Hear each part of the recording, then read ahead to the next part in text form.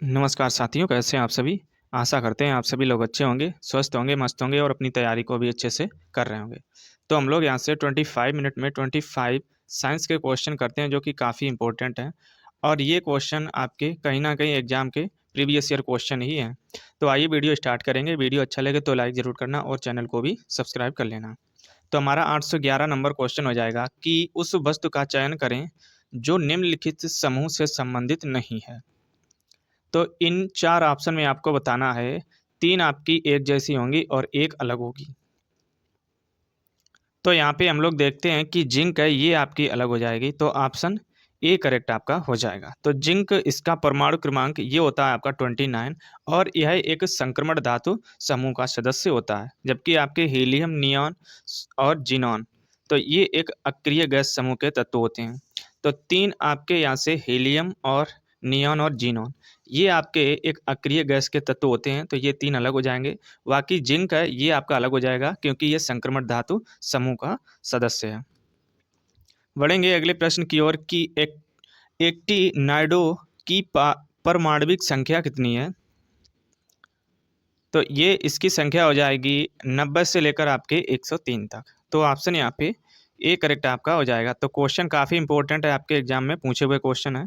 तो आवर्त सारणी में आप देखेंगे, जब आवर्त 7 में ये एंटीमनी या एंटीनियम से आगे 14 तत्व जिसमें देख सकते हैं टीएच जिसका ये हो जाएगा 90, वहीं आपका एलआर ये हो जाएगा 103 को हम लोग एक्टिनाइड तत्व कहते हैं।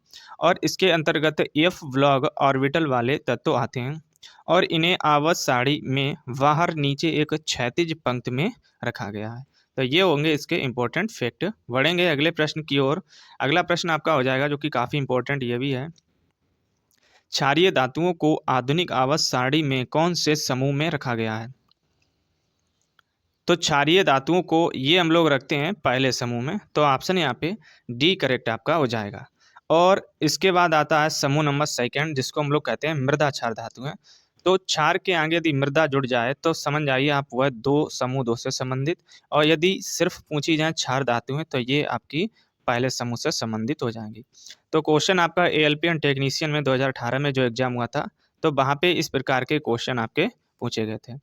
तो आधुनिक दीर्घाकार आवर्त सारणी में यहाँ से फर्स्ट ए उप समूह जिसे हम लोग कहेंगे हाइड्रोजन को छोड़कर के सभी तत्व जैसे आपके lithium, sodium, potassium, rubidium, scandium और या फिर एफआर ये हो जाएंगे आपके क्षारीय धातु हैं।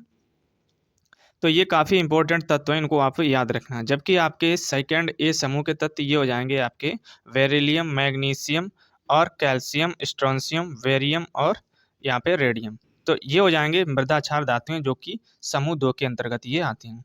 तो इस प्रकार जब हम लोग डेली की डेली यहाँ से ये तत्व डिस्कस करेंगे और ये वर्ग डिस्कस करेंगे तो आपको अच्छे से याद हो जाएंगे। और इसके लिए आपको सामने दीवार पे एक पेरियोडिक टेबल आपको चिपका के रखनी है या उसको कहीं कॉपी में आपको रखना है, क्योंकि जब हम यहाँ पे क्वेश्चन डिस्कस करेंगे तो आपके सामने एक पेरियोडिक टेबल होनी चाहिए, तब आपको अच्छे से क्लियर होते जाएंगे क्वेश्चन। आइए बढ़ेंगे अगले प्रश्न की ओर कि निम्नलिखित में से कौन सा कथन गलत है? तो यहाँ पे गलत कथन का आपको चयन करना है। तो इसमें आपको बताना है कि गलत कौन सा कथन हो जाएगा। तो ये हो जाएगा कि एक तत्व के सभी समस्थानिकों को एक ही समूह में रखा जाता है, तो यही आपका गलत हो जाएगा। तो समस्थानिकों वाला चैप्टर हम लोगों ने इसके पहले हम लोगों ने अच्छे से डिस्कस कर लिया था जब हम लोगों ने केमिस्ट्री की क्लासें स्टार्ट की थी। तो ये सभी चैप्टर हम लोगों ने स्टार्टिंग में ही डिस्कस कर लिए थे। तो यदि आपको ये भी चैप्टर पढ़ने हैं तो इसी चैनल पे हम लोगों ने आपकी केमिस्ट्री की अलग से प्लेलिस्ट बना दी है। तो आप एक-एक करके स्टार्टिंग से चैप्टर देख सकते हैं। तो काफ़ी इंपॉर्टेंट चैप्टर वो भी हो जाएँगे। तो आइए हम लोग इसके इंपॉर्टेंट फैक्ट डिस्कस करेंगे। तो यहाँ से इसके इंपॉर्टेंट फैक्ट आप यहाँ से देख सकते हैं कि आधुनिक दीर्घाकार आवर्त सारणी में किसी उपवर्ग में ऊपर से नीचे की ओर जाने पर तत्वों के परमाणु क्रमांक का आकार बढ़ता जाता है, जबकि किसी उपवर्ग में ऊपर से नीचे जाने पर तत्वों की संयोजकता एक समान रहती है। जैसे यहाँ पे देखेंगे कि फर्स्ट ए उपवर्ग के सभी तत्वों की संयोजकता एक ही होती है और इसी प्रकार किसी आवर्त में बाएं से दाएं जाने पर तत्वों की परमाणु संख्या या परमाणु त्रिज्या का आकार घटता जाता है। अतः विकल्प आपका सी गलत हो जाएगा। अब बढ़ेंगे हम लोग अगले प्रश्न की ओर जो कि काफ़ी इंपॉर्टेंट आपका हो जाएगा। तो आधुनिक आवास सारणी में तत्वों को ऊर्ध्वाधर स्तंभों में विन्यासित किया गया है। तो कितने ऊर्ध्वाधर स्तंभ में उसे विन्यासित किया गया है। तो इसीलिए आपको एक पीरियोडिक टेबल आपके सामने होनी चाहिए, तब आप वहाँ से तुरंत उसको देख सकते हैं। तो इन्हें हम लोग 18 ऊर्ध्वाधर स्तंभों में विभाजित करते हैं और यही 18 ऊर्ध्वाधर स्तंभ, इनको कहते हैं हम लोग समूह। तो समूह आपके 18 होते हैं और आवर्त 8 होते हैं। ये हम लोगों ने पिछली 2 से 3 क्लासों में स्टार्टिंग में ही पीरियोडिक टेबल से जो भी फैक्ट थे वन लाइनर में, उनको हम लोगों ने डिस्कस किया था। तो क्वेश्चन आपका एनटीपीसी 2021 में लेटेस्ट पैटर्न पे जो एग्जाम हुआ था, तो वहाँ पे इस प्रकार के क्वेश्चन पूछे गए थे। तो आवर्त सारणी ये रासायनिक तत्वों को उनके संगत विशेषताओं के साथ एक सारणी के रूप में दर्शाने की एक व्यवस्था है। और आधुनिक आवर्त सारणी में 18 वर्ग या जिसको हम लोग कहते हैं समूह या ऊर्ध्वाधर स्तंभ, वहीं आपके 7 आवर्त होते हैं। सॉरी, यहाँ पे आप देख सकते हैं 8 हम लोगों ने बताए थे, यहाँ पे 7 होते हैं, वो गलत निकल गए थे। तो 7 आवर्त और 18 समूह होते हैं, जिनमें से पहले, दूसरे व तीसरे आवर्त को लघु आवर्त व चौथे, पांचवें और छठे आवर्त को दीर्घ आवर्त कहा जाता है। वहीं आपका 7वां आवर्त ये अभी तक आपका अधूरा है। तत्वों को धातुओं तथा अधातुओं में भी बांटा जा सकता है। तो इसके लिए आपको पीरियोडिक टेबल आपके सामने लगी होनी चाहिए, तब आपको ये क्वेश्चन अच्छे से डिस्कस होंगे। अब अगला प्रश्न आपका मोस्ट इंपॉर्टेंट है, इसको स्टार डाल के आप लिख लेना, कहीं ना कहीं ये आपके एग्जाम में इस बार छपने वाला है।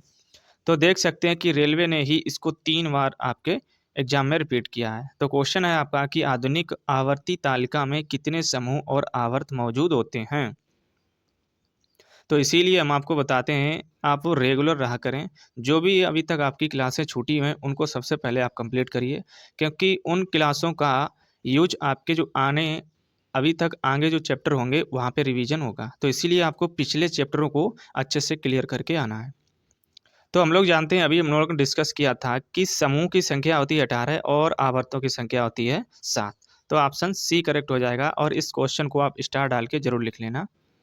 आधुनिक आवर्त नियम ये परमाणु संख्या पर आधारित होता है, अर्थात आधुनिक आवर्त सारणी में तत्वों को उनके परमाणु संख्या के आधार पर उनका स्थान निश्चित किया गया है।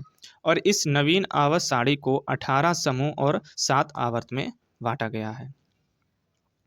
बढ़ेंगे अगले प्रश्न की ओर कि आधुनिक आवर्त सारणी के बारे में निम्नलिखित में से कौन सा कथन सही है।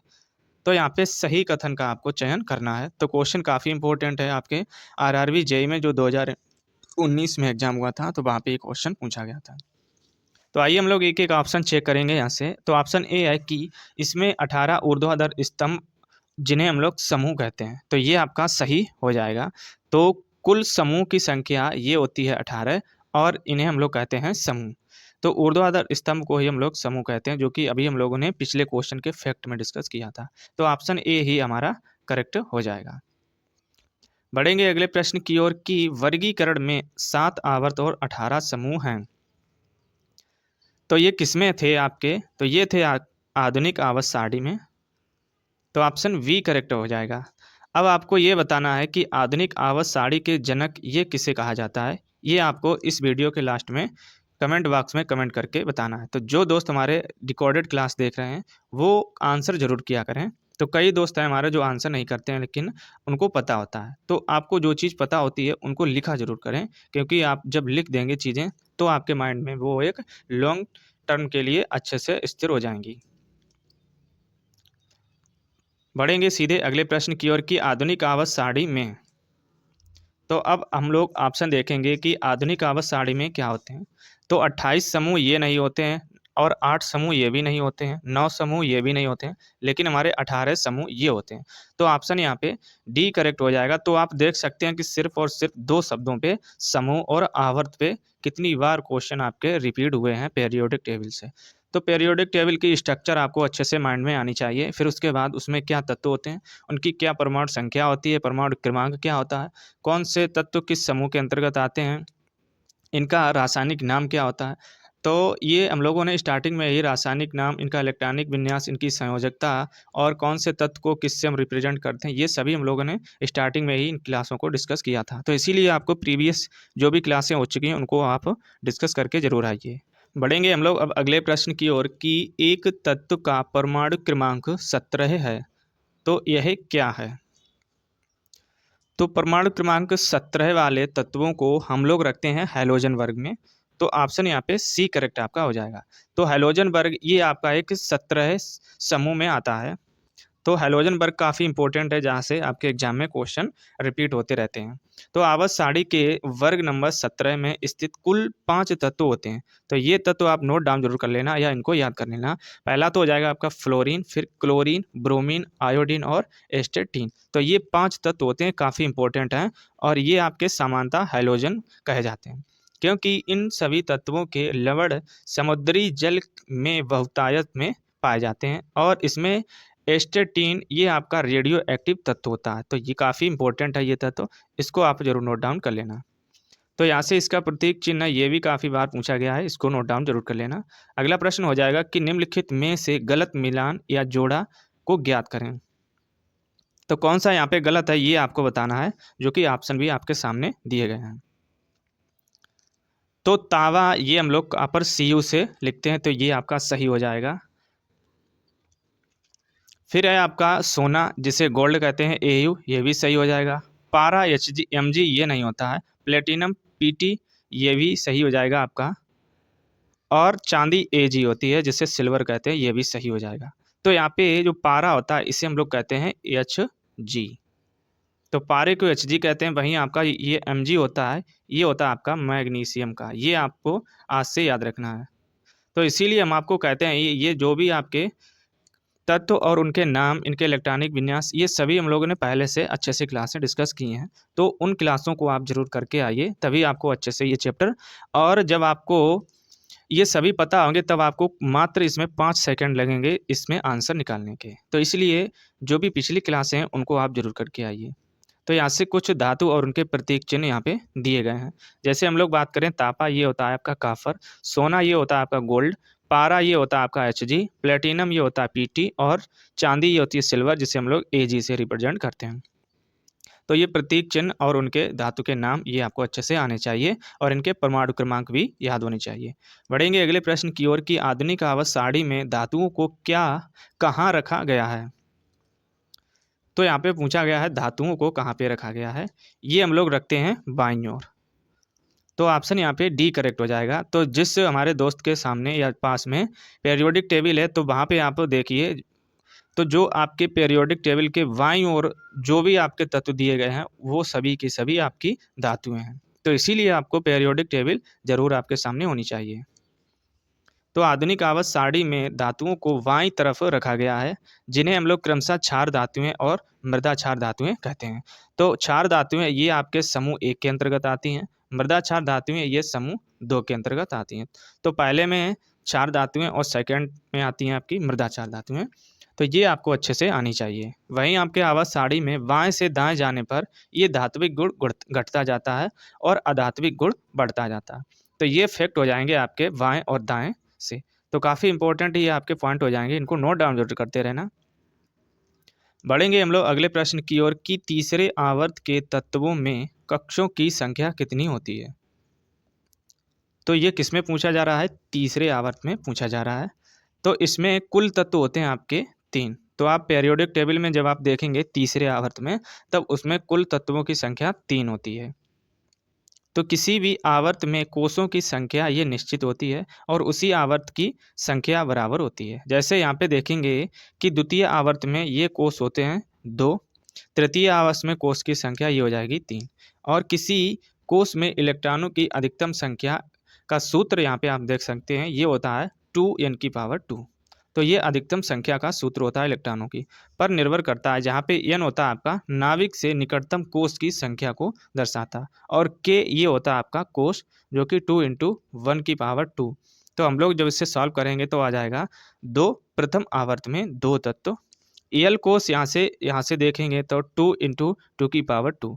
तो ये हो जाएगा 4, और 4 का जब हम लोग 2 से मल्टीप्लाई करेंगे तो आ जाएगा आपका 8, जो कि द्वितीय आवर्त में 8 तत्व, तीसरे चौथे इसी प्रकार आपके बनते जाएंगे।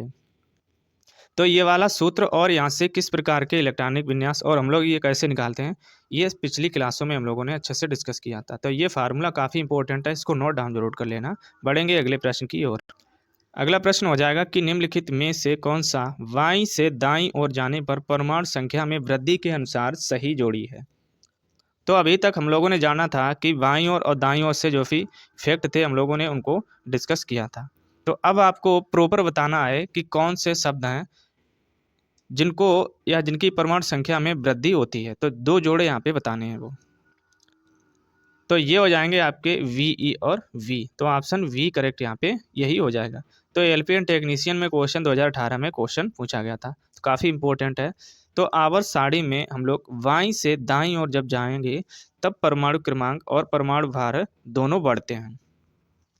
तो बायां क्या होता है, तो ये आपको अच्छे से आने चाहिए। मान लीजिए आपकी ये एक पीरियोडिक टेबल है, तो इसमें इधर जब हम लोग बढ़ेंगे ये होता है आपका बायां, और इधर जब हम लोग बढ़ेंगे ये होता है आपका दायां। तो बायां दायां ये अच्छे से आपको आने चाहिए। बेरिलियम और बोरान ये एक ही आवर्त में स्थित होते हैं, जिनके परमाणु क्रमांक क्रमशः आपके 4 और 5 ये हो जाएंगे। तो काफ़ी इंपॉर्टेंट है ये भी तत्व, इनको आप नोट डाउन कर लेना। यदि आपको पता हो इनकी परमाणु संख्या क्या होती है तो ये आपको कमेंट बॉक्स में कमेंट करके ज़रूर बताना है।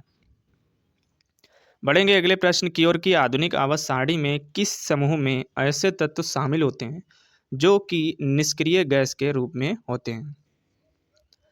तो निष्क्रिय गैस वाले तत्व ये मूलतः आपके पाए जाते हैं समूह नंबर 18 में। तो ऑप्शन वी करेक्ट आपका हो जाएगा। तो इस प्रकार के ही क्वेश्चन आपके एग्जाम में ज़्यादातर पूछे जाते हैं। तो जो प्रॉपर आपके वर्ग होते हैं, वर्ग टोटल कितने हैं, ये हैं आपके 18। तो 1 से लेकर 18 वर्ग तक हम लोग उनको कुछ ना कुछ नाम दिया गया है। तो ये सभी के सभी नाम आपको अच्छे से आने चाहिए, यहाँ से क्वेश्चन कई बार रिपीट हुए एग्जाम में। तो आवर्त सारणी में समूह 18 में ये निष्क्रिय गैसों को रखा गया है, और जिन तत्वों का इलेक्ट्रॉनिक विन्यास Np2 और Np6 होता है वे लगभग सभी तत्व क्रिया नहीं कर सकते, क्योंकि उनका संयोजक कक्ष पूर्णतया भरा होता है। समूह नंबर 18 में यहाँ से कुछ तत्व दिए गए हैं, जैसे आपका हीलियम, Ne, Ar, Kr और Xe और Ra, ये तत्व दिए गए हैं। इनके आपको नाम भी पेरियोडिक टेबल में मिल जाएंगे, अच्छे से उनको देख लेना।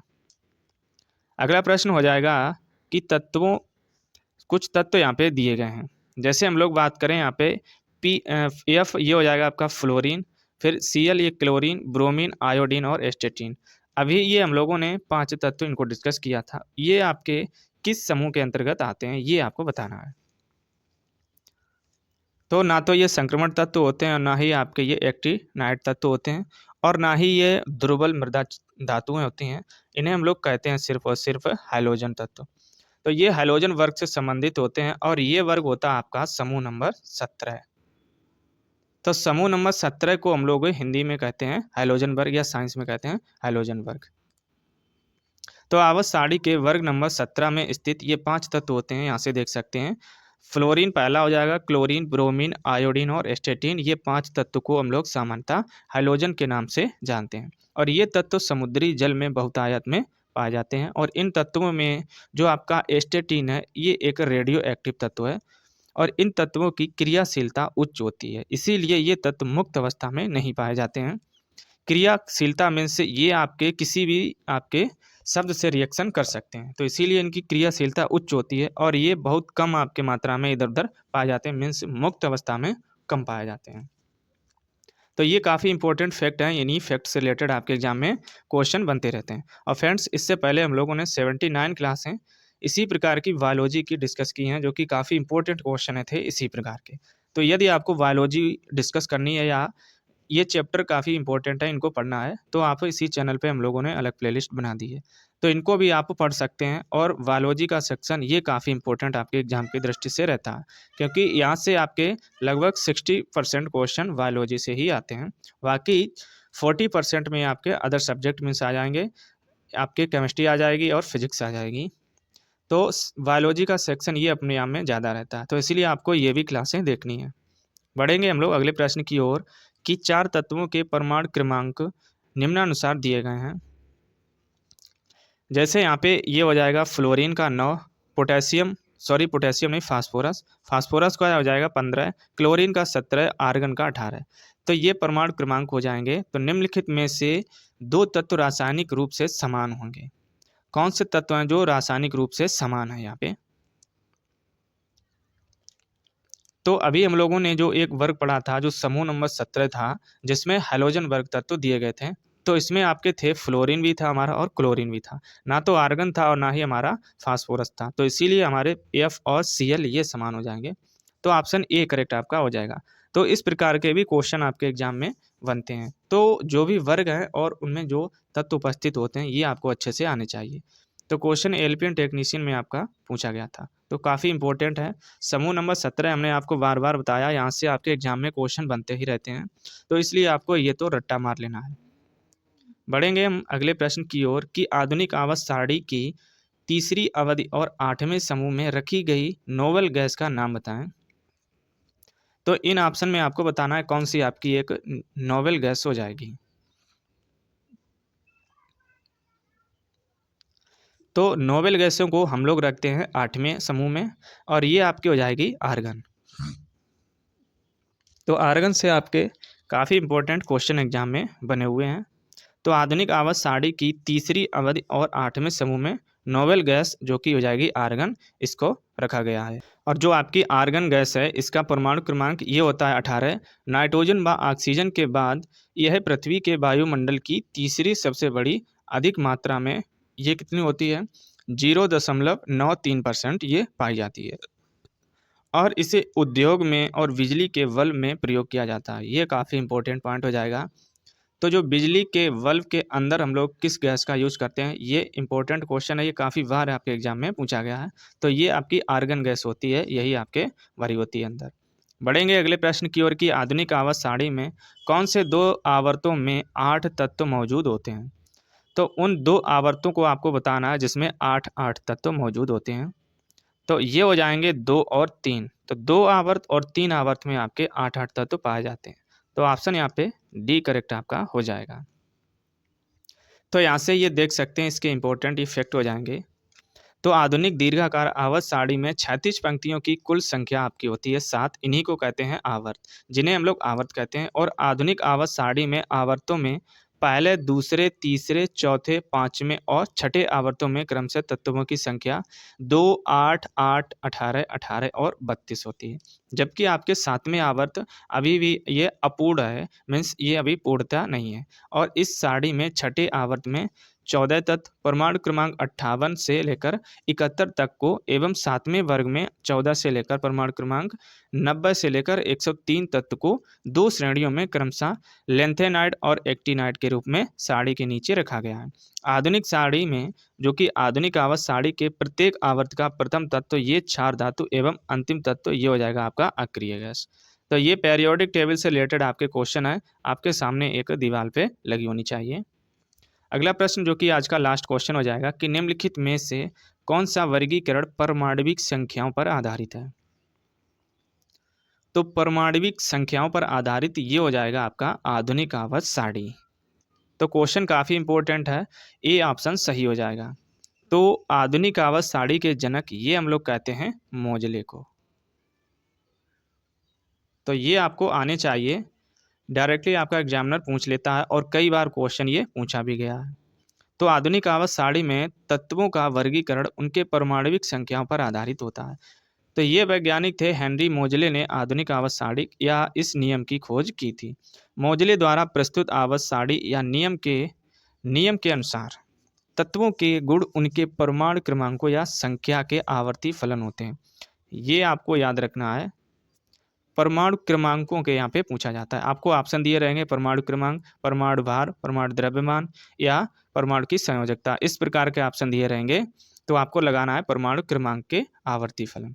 और इसका यह अभिप्राय है कि तत्वों को उनके परमाणु क्रमांकों के बढ़ते हुए क्रम से क्षैतिज पंक्तियों में व्यवस्थित करने पर एक नियमित अंतर से गुणों की पुनरावृत्ति होती है, अर्थात गुणों की आवर्तिता प्रकट होती है। तो ये थी आपकी मोजले की आवर्त सारणी, जो कि अभी हम लोग वर्तमान में यूज करते हैं। तो ये आवर्त सारणी जो पेरियोडिक टेबल है ये मोजले साहब की ही है।